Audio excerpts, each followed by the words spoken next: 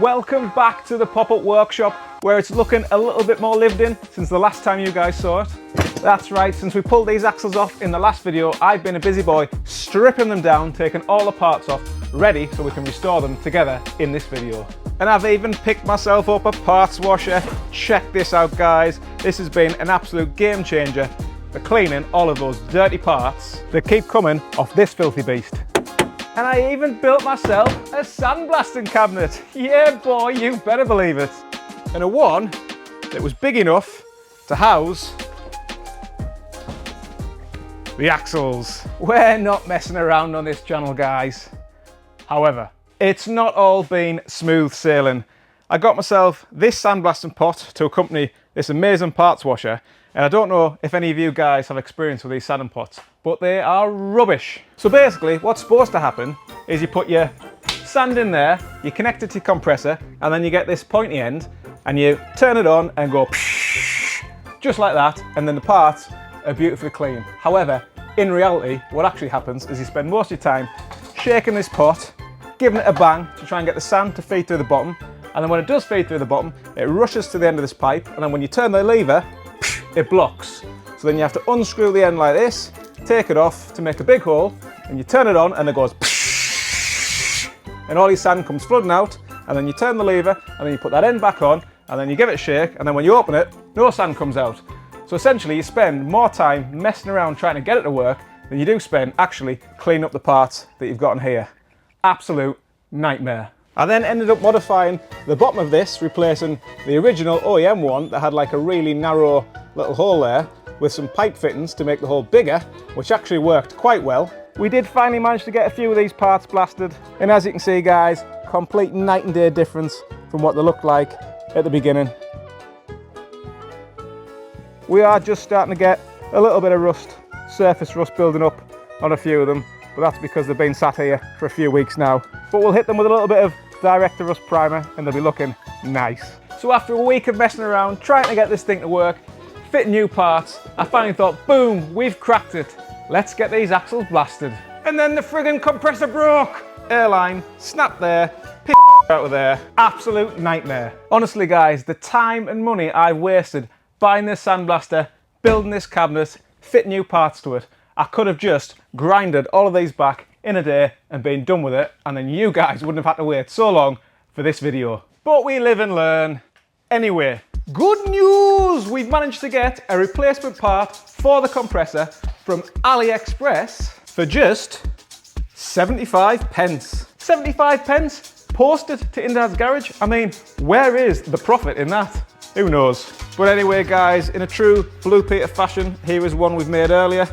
This has been a hybrid of sandblasting around these tricky bits before the compressor dive, and then a good old angle grinder with one of those paint removal flat discs all the way around here, and then a little bit of hand sanding around here, and it's come out really nice. And then just to finish it off, we've given it a good coat with some rust treatment all over every nook and cranny. So this bad boy now is all prepped and ready to paint. And once it's painted, we've got all of these brand new shiny parts to install. Nice. The rear one, however, still needs a little bit of work, so let's cut to a montage and finish her off. You do want to put that fish in your mouth.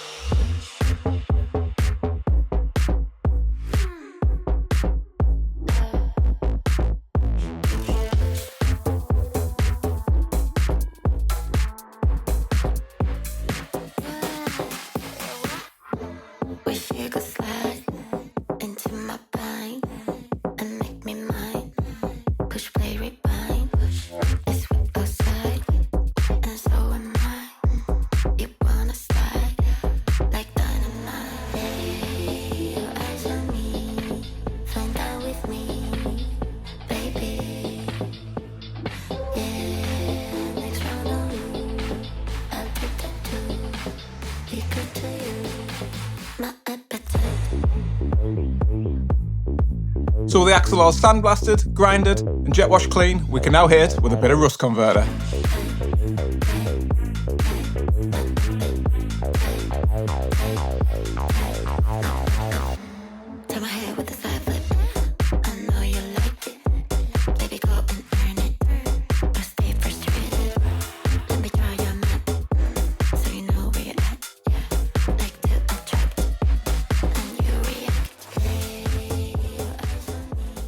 Right guys, and there we go. 2 axles ready for paint. But just look at the state of this workshop. It's absolutely trashed. Now you can see why I built this pop-up workshop, so we could do all of these dirty jobs and not get in Dad's garage, main garage, absolutely filthy. But before we can do any painting in here, we're going to have to give it a thorough clean and a thorough de-dust. De-dust? De-dust, de-dust, de-dust. And this guy needs a thorough clean and de-dust as well. But this is going to take a lot of work, guys. So let's do it the easy way. 3, 2, 1. Boom! And there we go, guys. One filthy pop-up workshop converted into a spray booth. And I've got to be honest, guys, that was hard work. It's taken me 2 days to get to this point. It took me a full day to clean up all that sand and get rid of that box and all the other junk in here. And it's taken me another full day to prep the axles ready for painting. So I have put new diff gaskets on both. I thought it would be a better idea to put fresh gaskets on now rather than paint it all and then have to take it apart and get it all greasy and put new gaskets on. So these have both got new gasket seals and new screws on and nuts and bolts and whatever else. And to be honest, when I took the covers off, the gaskets, not the gaskets, sorry guys, the diffs, both looked in really good condition, so I was really pleased with that. I've also prepped and masked the hubs and the rear drum backing plates, so they're going to get a nice lick of paint as well. And we've got these thingy-mabobbies, what they're called, swivel ball housings. That's the ones, swivel ball housings. And I've even opened the window at the back to let in a nice little bit of light. And then up here, this comes down. Spray booth, baby, yeah. And then what that means is we can put this down and basically just do that zip and then pop into the spray booth. Hey presto, just like that. And then we can go back out the spray booth and come back in to the mixing bench. Nice. So I think we're about ready to get the gun out, the new gun from Team U. We've also got the Team U gun holder mounted. Oh, you better believe it. So I think we're about ready to get the paint out, start mixing it and giving this a and the paint I'm going to be using is Raptor. Now many of you legends in the comment box of the previous videos did give me loads of different choices like Buzzwell, like POR 15, loads of different options, but I've gone for Raptor in the end for 2 reasons. Reason number 1 is I want to spray the rear checkered plate bed lining, you know, the stuff that I put in a few videos back. So I think that'll look really nice with a Raptor textured bed lining coating. And I'd also like to use the kit as well to spray the underneath of the tub when I take it off to get it prepped and ready for a proper paint job. And the other reason, guys, is it's got a freaking dinosaur in the box. So I've got here the epoxy primer. So this is like a really tough wearing primer that we're going to spray on first. And then secondly, we've got the Raptor bed lining kit, which puts a real hard kind of textured finish. And you've also got the gun or the applicator that sprays that on. So I'll use my new professional Team U gun for the epoxy primer and try and work out what all these knobs are for. And then for the top coat, this real tough textured bed liner one, we've got this gun which basically screws straight in to the bottles. So without further ado, let's cut to a montage and see if we can get a coat of paint on these bad boys, because I've never spray painted like this before in my life.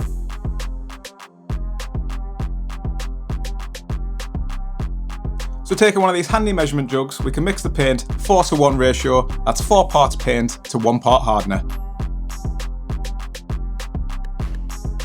And then we can give it a good mix, feed it through the strainer, and then suit up. Professional! Next we can adjust the paint gun settings to get the spray pattern from a circle to a nice rugby ball shape. Or if you're American, a football.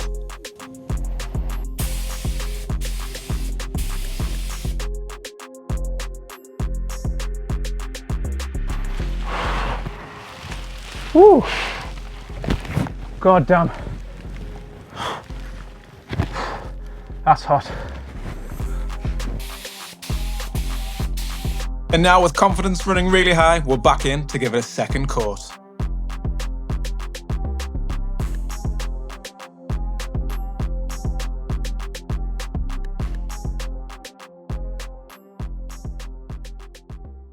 Woo! So while that 2K paint is drying, I'm going to make myself a brew. And I'm going to go and chill out in Oscar's bar and do a little bit of reading.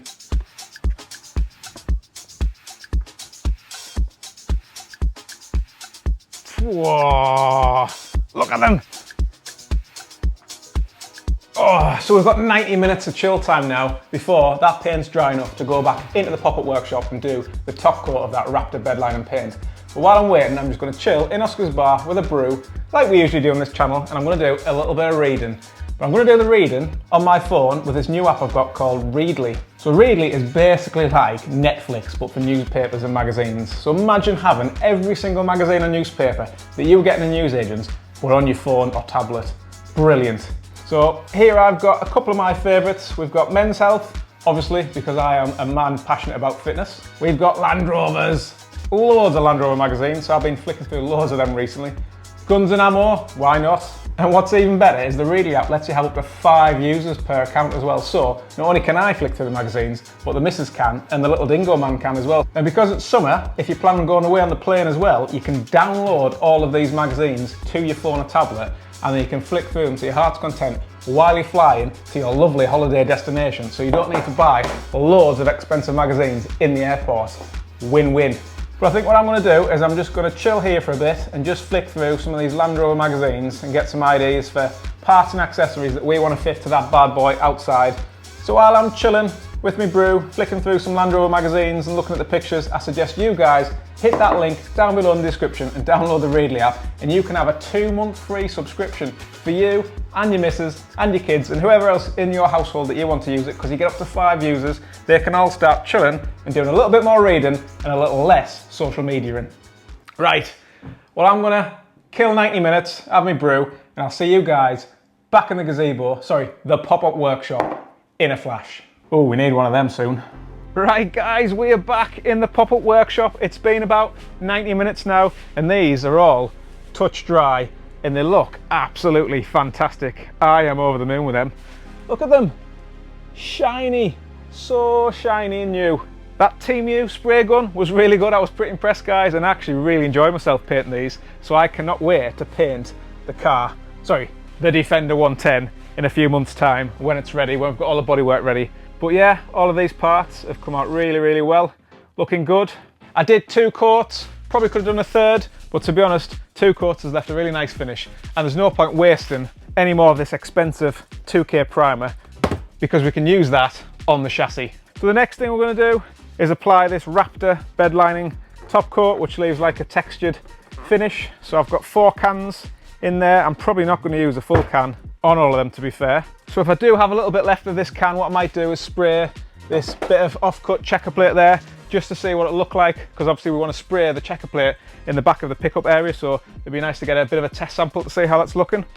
But essentially what I have to do is basically take this full can and pour some of this hardener into our Team U measuring jug, so 275ml, and then we pour that into the Raptor can, and then we give it a shake like Tom Cruise. And once that's all mixed, we can get our special gun, stick it in there and bring it over here, and then I think. So let me cut to a little montage and get this coating on, and then I'll check back in a bit and we can see how it's looking.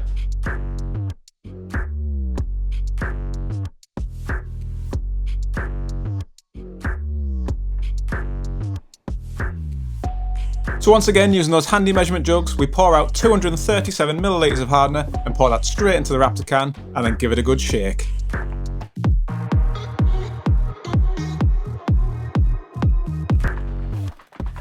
And with the hardener mixed, you then have 60 minutes to use the can. Then we adjust the air pressure to get the desired texture. 45 psi, 60 psi, 90 psi, just right.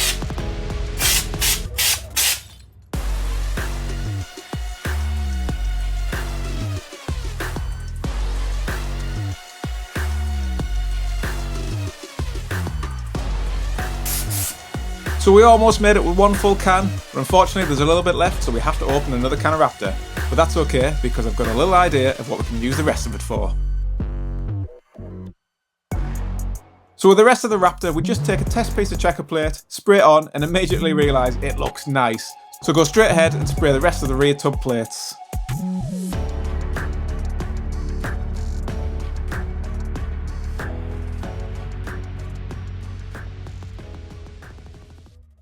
And just like that, we are back in the main garage with 2 almost brand new axles, all refurbished and ready to fit some new parts. And I am over the moon with the way they've turned out.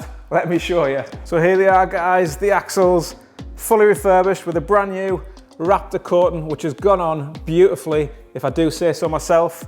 There were a couple of little parts where I didn't quite get the right angle with the spray gun, so I just went around earlier with a Hammerite paint and give it a little dot and dab in certain places around here, just to make sure everything was fully covered in those nooks and crannies. And here is the main bad boy, the rear one, the Salisbury axle, or Salisbury axle, however you want to pronounce it. But again, it's come out really, really well. This finish looks fantastic. It looks almost brand new, so I'm really pleased, guys. And then down here we've got the backing plates for the rear drums, and then we also did both of these hubs. Obviously we masked very carefully around the joining or mating surfaces, but the hubs have come out really nicely for both front and back. So it has taken a lot of work, probably a week's worth of work in total, doing a little bit here and there, sandblasting, grinding, prepping, and then painting. It has taken a considerable amount of work, but I'm sure you agree, guys, the end result was worth it. And I even made myself a couple of little trolleys to put them on out of the old sandblasting cabinet. So now we can move these bad boys around the garage, because they're probably going to be in here for a little while whilst we get the rest of the Defender ready for the new chassis. But anyway, enough about them. Let me tell you what we're going to do next, because I've bought all of these brand new shiny parts, which we're going to need to fit to both of these bad boys. So I've pretty much gone the whole hog, guys, and replaced every single part that came off these axles for two reasons. One, more stuff was crusty and horrible and knackered anyway, but also the one part I don't replace for a brand new one is probably going to be the part that fails. So I've just kind of gone all out and I've got brand new ones of everything. So starting from this side over, this is the front axle stuff.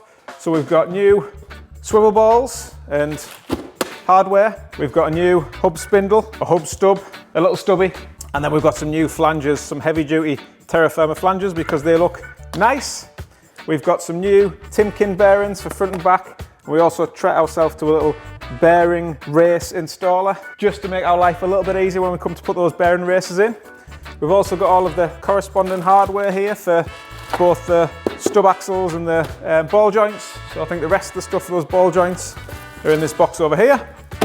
Then we've got some brand new discs, guys. We're going for a vented disc upgrade / conversion. So I hope all of this is going to fit onto this axle down here, because originally it didn't have vented discs. So I'm hoping I've got the right gear and the right kit to do this conversion. We will soon find out. And to accompany those vented discs, we've got these bigger vented disc calipers and some Terra Firma brake pads. Then moving over to the right side, which is all of the rear axle stuff, which isn't quite as much.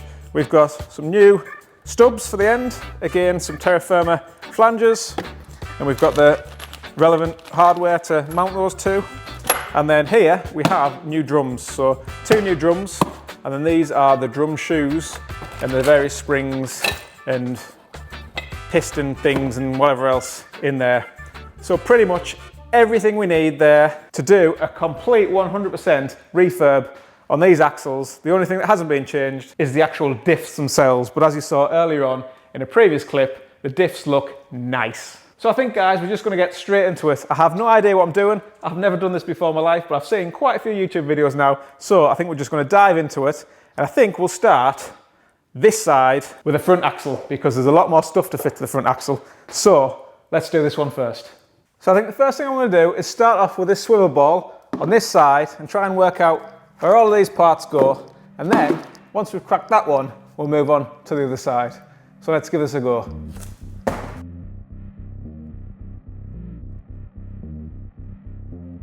Right, guys, so I think the first thing to do is put this bearing race in both sides of here. So there's two of these to go in, and these are like the swivel bearings for the pins that go into here. And I've also just had a quick look at this, and this can only go on one way because the way the holes are lined.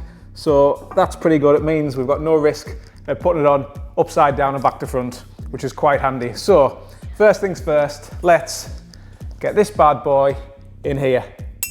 And I'm going to use my new little bearing race seater tool to do that, make my life easier. So I'll just put the bearing race on the top of there and put this little bad boy over, and I can give it a couple of whacks with a hammer.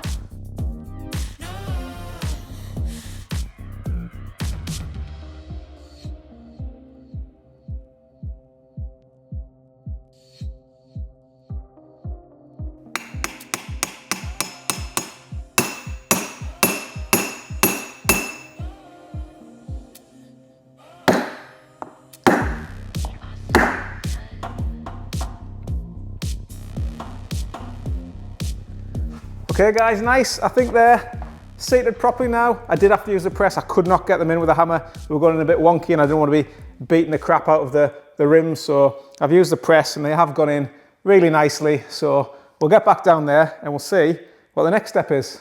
So I did mark with a little white marker which bearing went with which race. So I haven't got them mixed up, guys, don't you worry. That one goes on there. So I think the next thing to do is put on this oil seal and this retainer ring, put them over the back of here, and then we can screw that or bolt that to the end of the axle. We have to do that first because you can't get those on once the axle's on, they won't fit. So let's do that now. So just cracking up both the swivel housing seal ring and then the retainer plate, working out which way it goes, and as you can see, this half moon shape fits perfectly with a half moon shape on the swivel housing. Right guys, I think I've cracked it now. So I've got the retainer plate, which is lined up with the holes and that little sort of half moon shape there. So that would need to go on first. And then we've got the oil seal. So the oil seal needs to go with the kind of valley bit facing outwards, so it needs to be facing that way. Then I can put this swivel ball joint or swivel joint in here and just make sure this is all lined up, and then pop a bolt in here just to kind of stop it all falling out, and then I'll just double check that that's right. So what we've got is basically the seal that'll go in there like that. That'll go flush inside here with that bit facing, the valley bit facing out. And then the retainer plate will come over there and then to the back of there, and that half moon will go there. I think we've cracked it. So the next thing to do is put these bearings into the right one. So this is the one with a little bit of white marker pen on. So we'll put the one with the corresponding bit of white marker on there, and we'll probably put a little bit of lube in there just to make sure it's lubed up nicely. So the pins, the retainer pins, are what go on next. So we've got some new ones, one for the bottom, which we'll probably put in first, and then we've got another set of new ones for the top. So let's give that a go now. So first it's on with a fresh gasket, and we can just use a few dots of RTV to hold it in place. Then we can offer up the new swivel ball, and then get ourselves a 14mm ratchet spanner to send those bolts home. Finally nipping them in place with a few taps of a hammer. Next we can get some bearing grease and just lube up those bearings a little bit, just to give them a little bit of a helping hand. Then we can put the new lower pin in place, fit the bolts, and then tighten them down with a 17mm socket. Right, so that's the bottom pin in. The swivel housing is just rested on there. The next thing we need to do is put this top swivel pin in and a number of these spacers, and then there's a bit of a process we need to do to clamp it down to make sure it's got the right kind of movement so we don't get wobbly steering. So we'll crack on with that next. So to set the preload for the swivel ball housing, it's a bit of a trial and error process. You put the spacers in, you put the pin in, you torque the bolts down, and then you check the pull resistance weight using a luggage or a fish scale. You pull it, and then hopefully it's the right pull weight. The Haynes manual says the pull rate should be between 3.5 and 4.5. Now I'm doing this consistently, and I'm getting about that 3.5 to 4.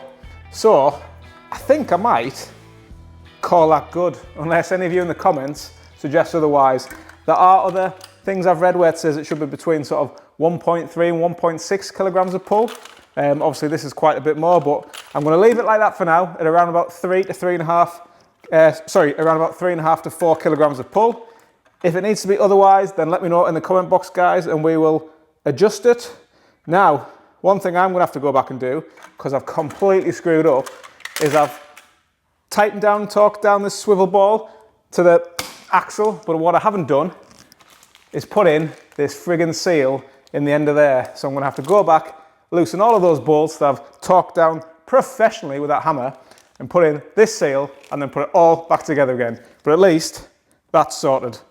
So let's do that now. Whoa, Betty.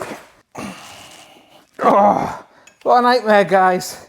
Anyway, you live and learn. Right, where's this gasket gone?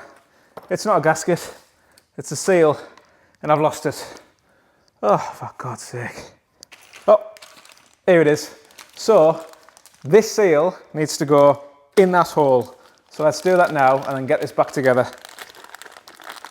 pronto.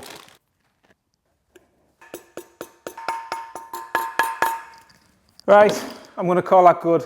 Let's get this back on there and then pick up where we left off. Nice. So next we can put the seal in place and clamp it down with the new retainer plate and some brand new bolts. Right, so that's swivel ball on, swivel ball housing, pins and seal and retainer bracket all in. Nice. Right, next. So with one side fully done, we can now move over to the other side and basically follow exactly the same process without making any mistakes this time.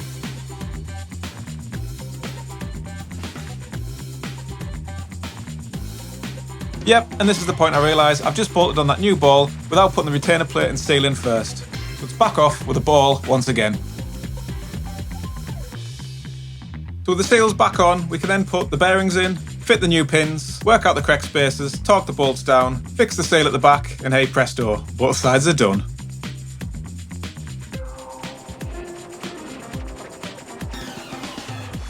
So next up we can put a brand new CV joint on the end of that half shaft and stick it in there. So to fit the new CV joint, it's fairly simple. You just take the spline end of the half shaft, stick it in there, lube it up with a bit of grease.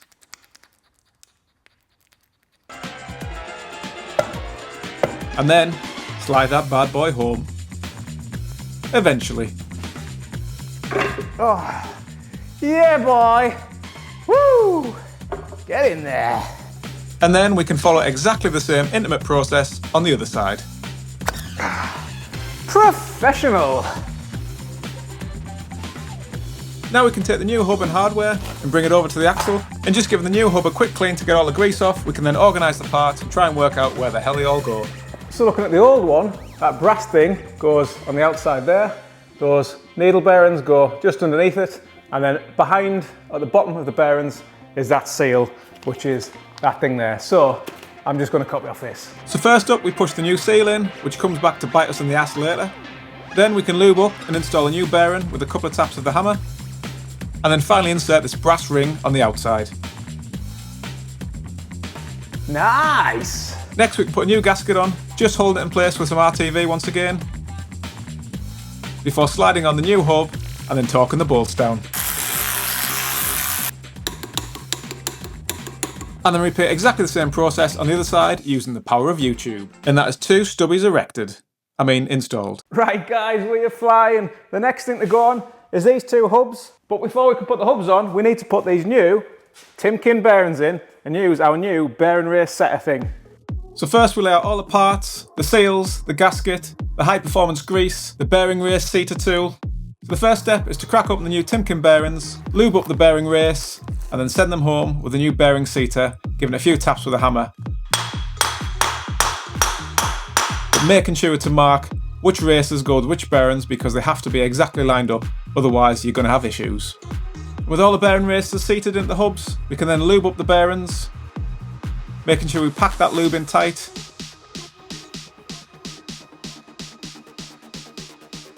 And then fit a new bearing seal. Oh guys, I just had a nightmare there. I was trying to put this one into here. This was the first one I tried and I was bashing it and bashing it. I had the old one over it trying to get it in and it would not go in and I bent the shit out of it. It's completely distorted, so I thought, right, I'll get a fresh one and I'll try it in the other one. And that one went straight in. And then when I've looked, the thickness of this wall around this hub is a lot thinner than this one. So this is obviously the wrong part for this hub that's slightly thicker, which is why that would not go in for love nor money. So for whatever reason, we've got 2 slightly different thickness hubs on the front. So that means I'm gonna have to order another one of those seals, one that's hopefully the right thickness for this hub, which is a bit of a bummer because it means we're not gonna get that side done in this video, but never mind, we can still do the other one. So the next job is to get one of these brand new shiny brake discs installed in that hub. Oh yeah! Oh, you beauty! Right, let's put a little bit of copper grease on this first, because I could not get the other ones off for love nor money. It was a nightmare.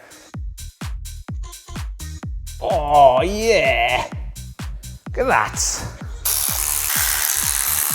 Right guys, let's give this a go. I will be cleaning this disc down thoroughly with Blake cleaner. brake cleaner before we use it properly. It's bearing in.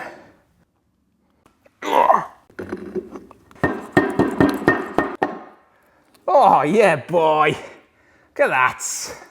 You better believe it. So with the hub on and the new bearings in place, we can just put in the spacer and then the first retaining nut. Tighten that down a little bit, not too tight though, just enough to get a free spin on the bearing hub. Put in the retainer clip, which folds over one side of the nut, and then we put the second nut over the top of that, tighten it down a little bit, and then nip the retainer pin at the bottom.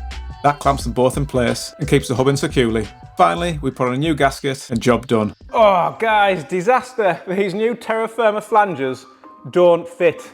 Well, they do fit, but the drive shaft or the half shaft isn't long enough to come all the way out the end, so there's not a cat and hell's chance that would ever fit that. So I don't know what's going on there. But what makes it even worse is I've just gone and got the original ones that I took off and I've put them on, and they are like 2 mil too short. So the drive shaft's 2 mil too short to get out to get these spacers and this circlip on. So even with the original one, I haven't got enough room. So I don't know what the hell is going on here. I don't know if it's this vented disc, but then again, I've just tried on the other side with the original disc that I had, the kind of single thing steel disc, put it on the other side just to test fit, and that one's too short as well. So I'm wondering if these new CV joints I've got are like 4 or 5 mil shorter, and therefore they're not long enough to stick out past the flanges for some reason.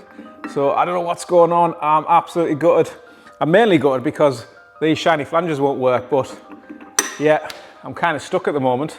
Without that seal, unless this seal in this box fits there, which I doubt, then I can't do much more. Oh, if you know what's gone wrong, let me know in the comment box. But in the meantime, I'll do a little bit of head scratching and see if I can figure it out. So I'll check back in a minute. Good news! The 75 pence compressor pipe from AliExpress has arrived, and it's all fitted and the compressor is working nicely. However, I'm not sure if it actually is a compressor pipe because it's made of rubber, so it's probably one of those pipes for water. But anyway, it's doing the job for now, and if it does burst, we'll just have to get another one. But in other news, the axle is finished. Yeah, boy, look at that. We had a right battle with it. I had to basically strip the whole thing down. The garage was a complete mess. I used pretty much every tool in the workshop. And in the end, I worked out the problem was the reason we couldn't get this half shaft out far enough to get these circlips and spacers on was that the seal that goes inside the end of the stubby, the little stub axle, wasn't pushed far enough down. So basically knocking that seal down a little bit with a screwdriver just helped me to get the clearance I needed. So I butted up flush against the shoulder nicely, and then we could put it all back together. The most important, get those C-clips back on, which is what helps keep the half shaft or the half shafts in place and not wobbling back and forwards. So I am buzzing with that, guys. It took a lot of work, a hell of a lot of work, and a few overnighters, but we got there in the end. Nice. Now I will show you that properly in a little bit, but first of all, we need to get this big boy done. Now it's pretty much going to be more the same. We need to put the bearings in both the hubs, and then we need to somehow fit and erect the drum brakes over there onto there. I have no idea how to do that, but we'll work it out. And then put those shafts and those hubs in there with the brakes, and hey presto, rear axle will be done. So let's crack on with that now, but let's do it really quickly with a little montage.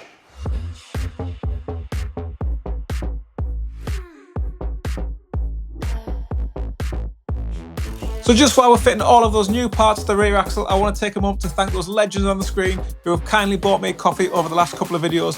Your support and generosity is hugely appreciated, and every coffee donation goes straight back and is invested into this channel to keep making content just like this for you guys. But I don't expect you guys to buy me coffee, it's just if you really, really want to. You're all fantastic anyway, so thank you guys so much for your ongoing support.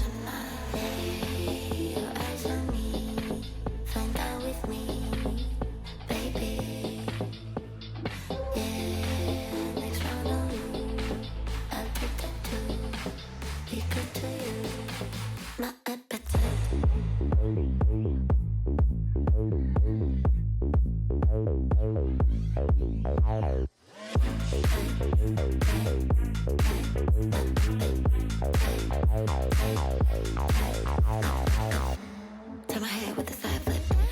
I know you like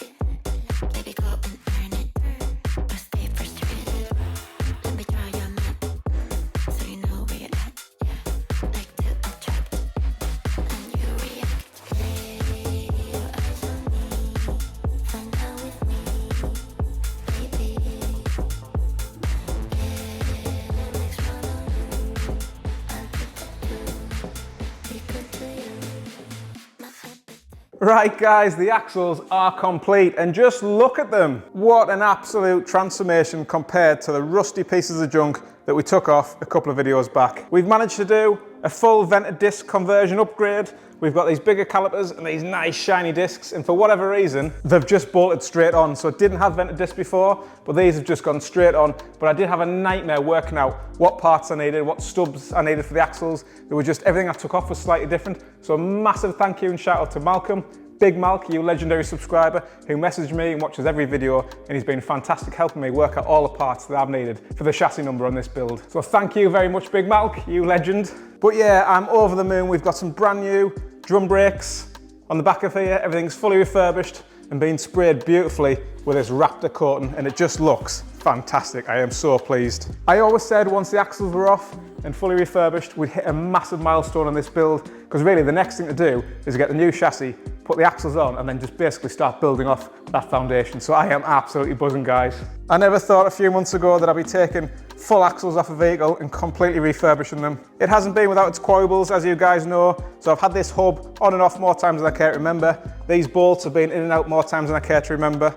I've not yet fitted or installed the lubrication for this swivel housing, because there is a potential that I've done something wrong, and you legends might spot that and let me know in the comment box. So if that's right, I'm going to have to take all of this off again, and if all of this dirty grease is inside there, it's going to make things a lot more messy and a lot more complicated. So I'm going to leave that out for now, and if you guys confirm that everything in there is right, then we'll stick that in. And I've not yet put the pads in these front calipers. They're still over here waiting to go in, and the reason I've not done that is because what I think I'm going to do, guys, is I'm going to take them off and I'm going to paint them. And I might paint them a nice shade of red. I know they're not going to be seen, but at least I know they're red and they look nice. Now, a couple of things I do need your expert advice on if you were a man in the know, and that is this rear axle, this Salisbury axle. I put in the drive shafts and I put the flanges on, and for whatever reason, I can't remember how it came apart, but the drive shaft goes in, or the half shaft goes in, you put in this circlip on the end, but then there's nothing to stop it moving back and forward. So have I missed something? Is there something else that should be there? That doesn't feel right to me, that it can move in and out. Obviously we do need that cap that goes on the end, but the front one is kind of locked in place with spaces, it doesn't move. So you guys let me know, have I missed something? What should go on there? Because that doesn't feel quite right, but you never know, it could be. And then the other thing I'm not quite sure about is inside the axle, or the axle stub here, when this is fitted on, there isn't a seal on the inside like there is on this one. Now when the half shaft goes through, it is basically kind of a perfect fit, so there isn't really room for a seal, for a gasket, or like a seal that goes inside. So again, is that normal? Is that right? Are these like heavy duty drive shafts or half shafts? And am I going to be expecting diff oil to be coming out the end of here because there's nothing in there sealing that off? Once again, guys, let me know, because I do not know. I am still going to see if I can get some nice terra firma flanges like this that fit, because they definitely don't fit on the back for some reason. They're too thick for the splines, they just don't go on. And for the front, those ones are too long, so we need some shorter ones. I am pretty sure there's some compatible ones on eBay, so I will check those out again. But yeah, over the moon, guys, absolutely over the moon. So we have definitely hit a massive milestone on this Defender restoration, and I am absolutely buzzing. So if you've enjoyed this video, make sure you give it a thumbs up. And if you're not yet subscribed, what are you playing at, man? Hit that subscribe button down below and help me get this channel to 10,000 subscribers by the end of summer, because I've got loads more content to come on this Defender restoration, and a video soon where I'm going to be learning to weld. That's right, you better believe it. So guys, thank you so much for watching. As always, I'll see you in the next one.